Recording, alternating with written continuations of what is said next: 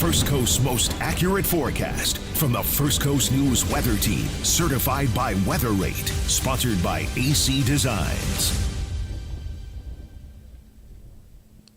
Good afternoon, folks. Welcome in. I'm joined by meteorologist Lee Southwick today. Hey. Lou has the day off.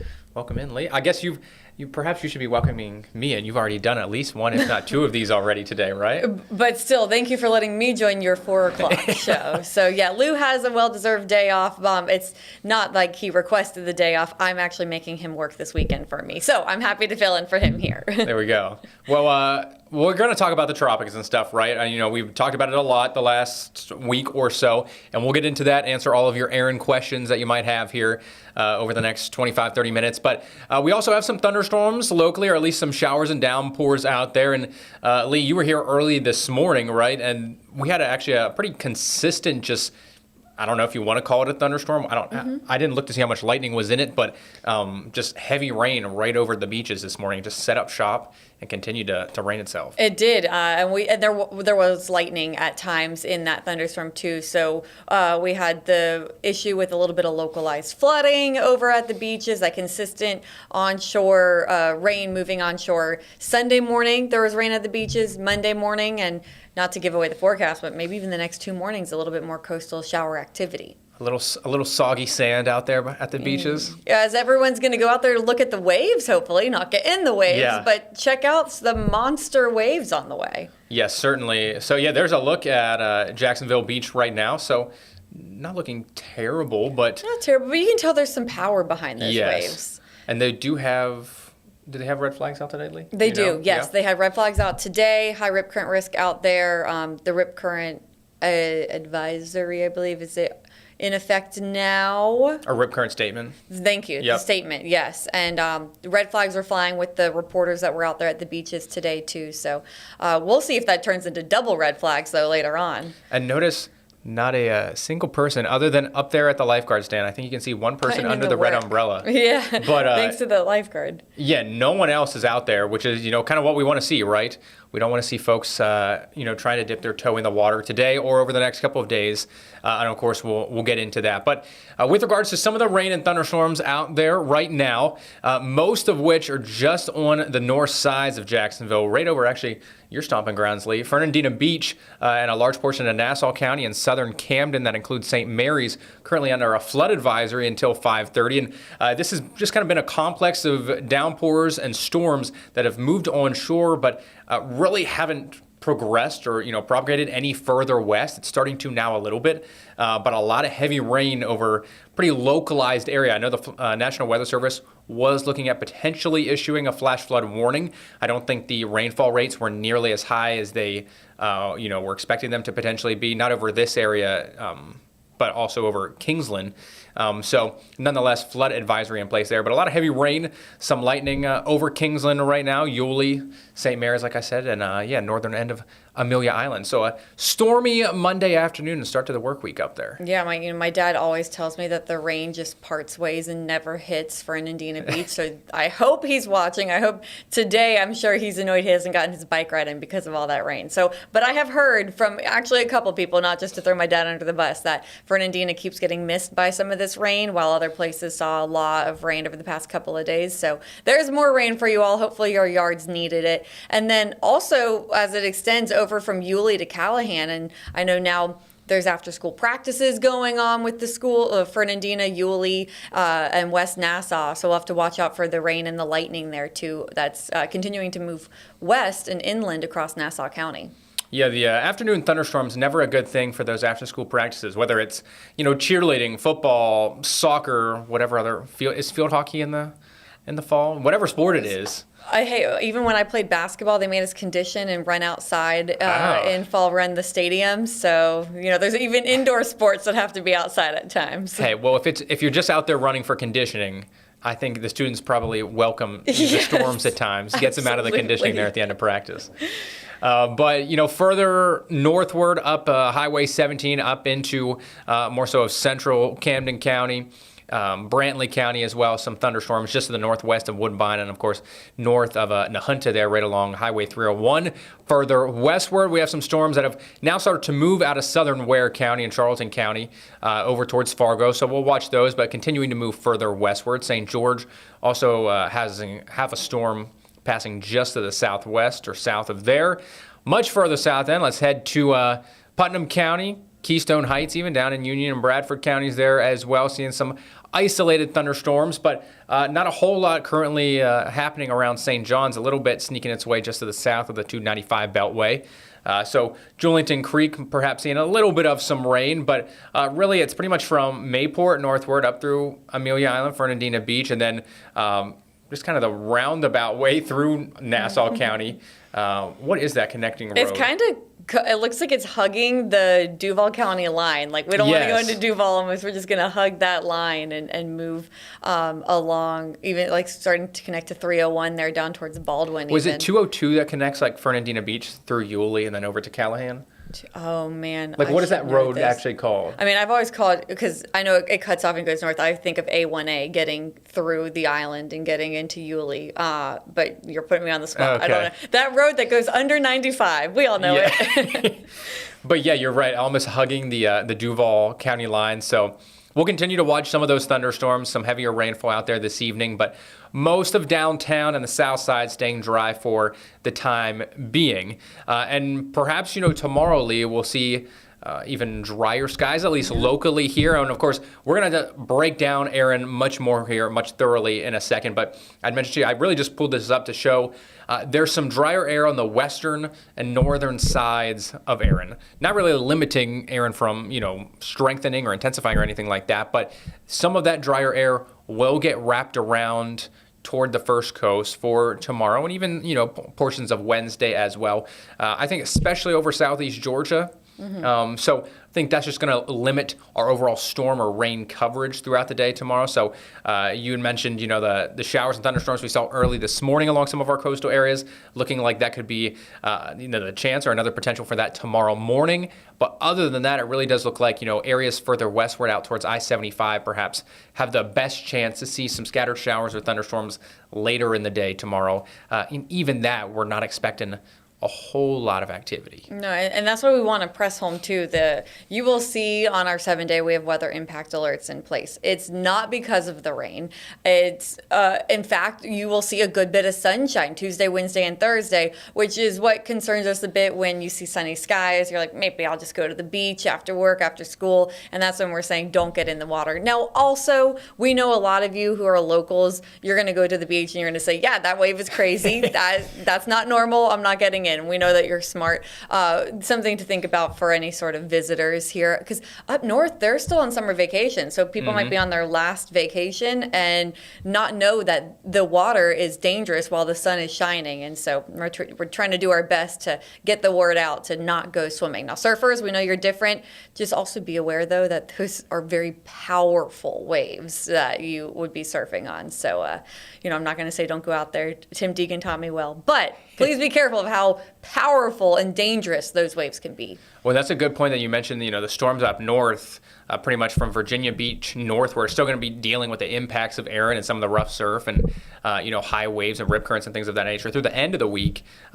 Before I got into high school playing football where you had to 2-a-day practices and stuff, my family would often go on vacation to Maryland or Delaware, the middle to the back half of August, right before we went back to school. Mm-hmm. So I know firsthand there's still plenty of folks who go. It's really Labor Day is the last time that once Labor Day hits, then the beaches are just a ghost town. Closed. Yes, up across the Northeast, I feel like, besides the locals, who live there. But for your summertime beachgoers, you hit Labor Day weekend, that's the last hoorah.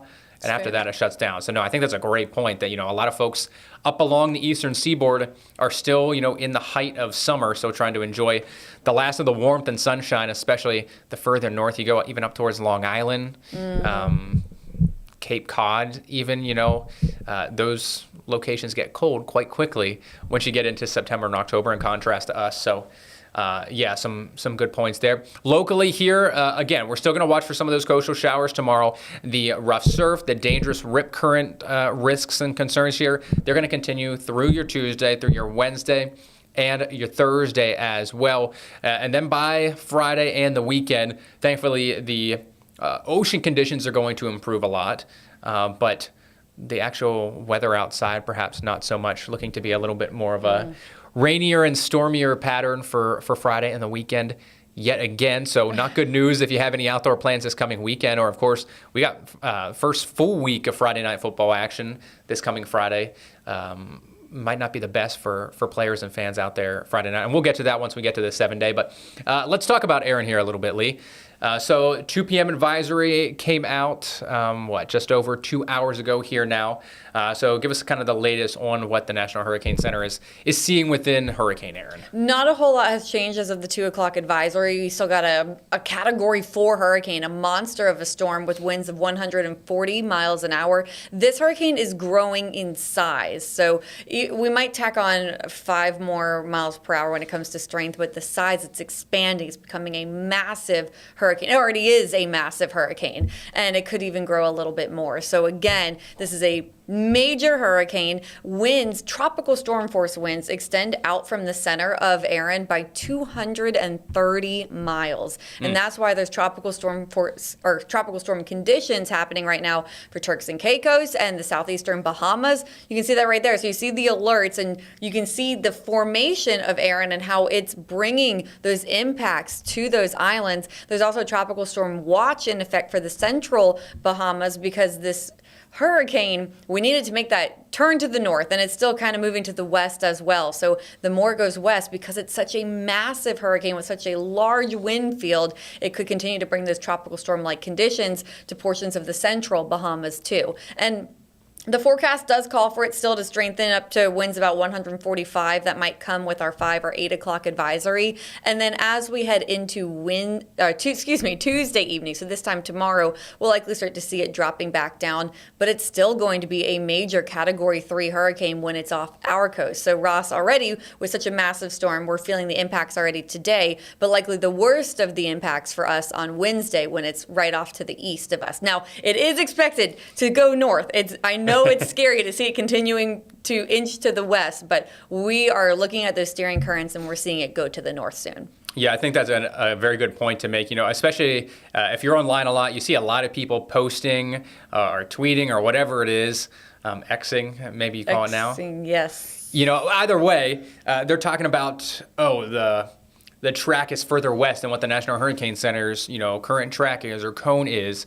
You really just need to pay attention to the overall trend of movement over several hours. The storm's going to kind of wiggle back and forth. The National Hurricane Center is really just trying to, give you a track or a cone that shows the average, motion of it. So it's going to wiggle back and forth. But, very soon it's going to take much more of a northerly track. But still, as you mentioned, Lee, it's going to be off our east coast on Wednesday. Now, it's going to be by several hundred miles, but that will more than likely be the peak of our rough surf conditions and overall, rip current risks and things of that nature. And you mentioned how the storm expanded. I thought it was so interesting. You were here over the weekend when it became that Category 5 on Saturday it was, right?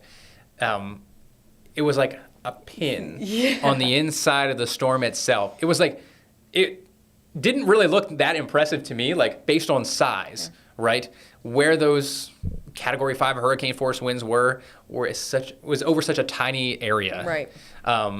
And it can only keep up with that so long. The centrifugal force eventually has to push some of that energy outwards. It can't just continue to keep it all in. So that's why you saw over the weekend, right? It did kind of weaken some. It downgraded to the Cat 4, but it allowed some of the energy to expand outward now rather than keeping it all over just one single point spinning as quickly as possible, so to speak. And now the hurricane force winds are 80 miles out from the center. So now with how big of a storm we're looking at, it's even double in size of some hurricanes out there. Like you said, it was a very compact hurricane before, and now it's just becoming this monster, this huge storm and hurricane. And you can see here already sending those waves in our direction. This is bumped up a bit too. When I last checked, they were all at 3 feet. So now we're starting to get some of those 4-foot wave heights out there. You can almost see the nose peeking in from the southeast a little bit of some of the higher and larger wave heights. You want to pop up that camera again, Toby, with the waves? Make sure old Timmy Deegan's not out there with the surfboard or anything. Doesn't look like he is. Now, I will say Terry did a live report for us at noon from the beach, and there were a lot of surfers behind him. Really? So maybe they're all just taking a lunch break right now or wrapping up for the day. But again, the waves are going to get just higher and higher. So today's the beginning. We're talking 3 to 4, maybe occasionally 5 feet. But tomorrow, do you have that graphic in here with the wave heights? Yes, it's like a list. I said we don't have to get to it now. I won't give it away. But the wave height's getting bigger and bigger, and likely peaking on Wednesday with. I mean, maybe I'll just say like the bullet points one. Yeah, the bullet Yes, points I do one. have that in here somewhere. Yeah, so they're gonna get maybe for Northeast Florida up to 11 feet max on Wednesday, which is crazy, and Southeast Georgia 7-foot breakers too. So. Massive. Look at that. That's a pretty big wave. Yeah. I mean, we're looking from far away. This camera's on the top of a building in Jack's Beach, right? And that's a big swell out there. Yeah, I feel like we should take like mental images, snapshots of this, right? Remember what this image looks like. This is 3 to 4 feet.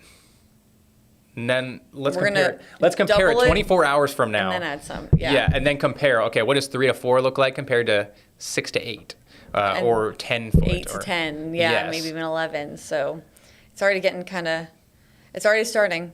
I know it doesn't look too impressive for some, but if you know the beach and you know the waves, you know that those look like some pretty powerful waves out there. They're not coming one after another. You got that break in between, but it's because there's so much power behind each wave that comes on in. And this is if you tried to go swimming, it would knock you down. It's the type of thing, Ross, where especially by tomorrow and then Wednesday and Thursday, knee deep is too deep because those waves can take you out. Yeah, exactly. Well, I mean, we're talking about like long period swells of 13, 14, 15 seconds in some instances. So, that's a lot of energy, a lot of force behind those waves. So not only will the waves be high in some instances, but as you mentioned, Lee, like even in the shallow water, that water coming in's got a lot of power and force behind it. You can see that right now. It's all quiet. It's a long time until we're going to get that next one to crest. So, you're right. This is our mental snapshot, everyone. Let's look again on Wednesday. It'll be probably noticeably bigger. It's going to be over double in height of this. Yeah, it'll be interesting to see. Let's go back to the graphics here, Toby.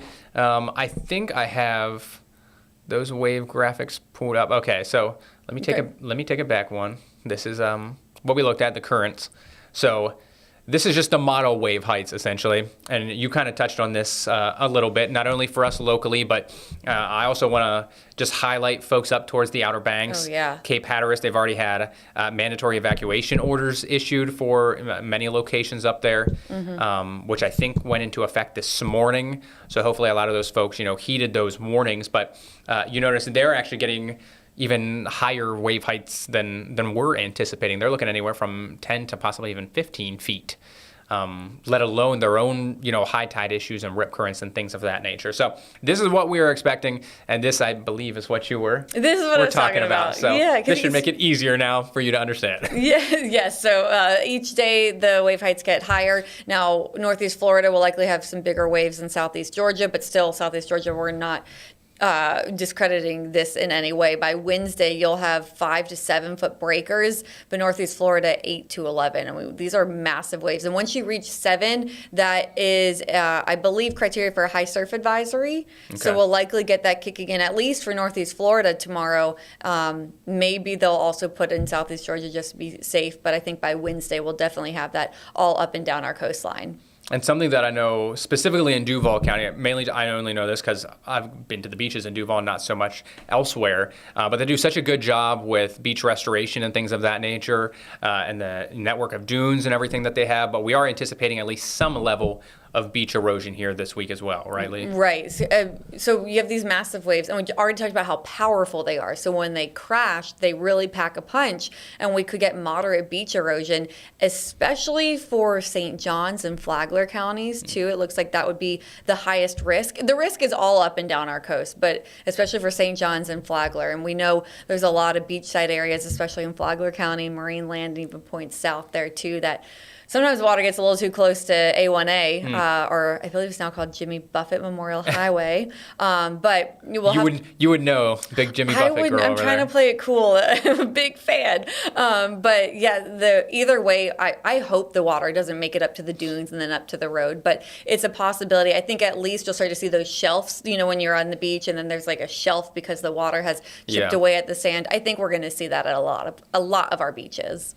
I mean, we're really thinking that St. John's and Flagler, just more so that wind has a longer fetch, thanks to it out of the northeast. So perhaps even more, powerful waves and stronger winds coming in to some of our more southern counties compared to southeastern Georgia. But, of course, we talked about the waves. You don't want to be in waves that big to begin with, but this is the other reason as well. High risk of rip currents all the way up and down the Atlantic coast of Florida, Georgia, and this is really going to extend the whole way up the eastern seaboard. So include the Carolinas in this, include Virginia and the Delmarva area, include New York, Montauk, the Hamptons, wherever you might have friends or family who live in a coastal area here on the East Coast. There's going to be some level of rip current concerns throughout the entirety of the week. And you already mentioned this too, but I think the bullseye will be the Outer Banks. Yeah. And is gustiest. I'm glad you pulled this up too, because they'll likely get the gustiest winds in the banks too, because we are expecting this to turn to the north and then to the northeast and not actually make landfall here in the U.S. But it's such a massive storm with such a big wind field, they could get some gusty conditions along the coastal Carolina areas, especially there in the Outer Banks. In addition to the big waves, the high, we have spring tides right now, and so I think bullseye is going to be the Outer Banks. Look at that. Yeah, even moving inland, so through Virginia and D.C., is that what it's showing up there too? Some of those gusty-like conditions out there. Yeah, so this is, once you get into that like purple or pinkish color, whatever you want to call it, then you're talking over, 40 mile per hour winds or wind gusts. So it'll be interesting to see if the National Hurricane Center does need to issue either a tropical storm watch and or warning then for portions of the Outer Banks. And, as we've touched on, this is a whole Mid-Atlantic and New England or Northeast problem as well. Just look at the coast of New Jersey. They're in the red to purplish color, so even they are going to see winds upwards of 30 to 35 miles per hour by the end of the week. That is European? And that is the European. So I probably should preface it with that. The European has had a little bit more of a westerly track in comparison, or I should say in contrast to the American GFS model. I went with the European primarily just because the storm has trended just a little bit further westward, so it seems a little bit more in line with the European track in comparison to the GFS. But I agree, and better to be safe, just in case anyone watching is even traveling up there, or you have family up there, to prepare them. Know that it could get gusty out there in addition to the waves and the water alerts and the dangers that come with the water. Yeah, look at that. The National Hurricane Center, including portions of North Carolina, coastal Carolina, in that they're saying a very low probability of tropical storm force winds, but the probability is there. If this continues to move to the west, then it gets closer and closer to the coast. And it looks like, because pretty much due east of, let's say, like Wilmington, it's going to really start to make more of that northeasterly turn. If in some instance or in some circumstance it doesn't and will continue a little bit further northward, then of course those winds would propagate a little bit further inland or westward. So an interesting point for those folks up there across the Carolinas. Elsewhere, Lee, we got 30 seconds left. Also watching another wave down off the west coast of Africa, given a 60% chance of development over the next 7 days. Could be a interesting couple of weeks here. Know that there's a lot of uncertainty, so if you see any scary models on social media, don't pay attention to it. We're watching it closely. We'll let you know if it is something to be concerned about, but some models say it's absolutely not, while others say it is, so we're watching it. So we will continue to watch that, and then, of course, weather impact alerts the next 3 days for the surf, for the rip currents. And then looking ahead to Friday and the weekend, we touched on it earlier in the show. A little bit cooler, but also quite rainy and stormy as well. I'll have some more info for you on the storm chances this upcoming weekend coming up on First Coast News at 5. Thank you, Lee. And thank you for watching, everyone. Take care.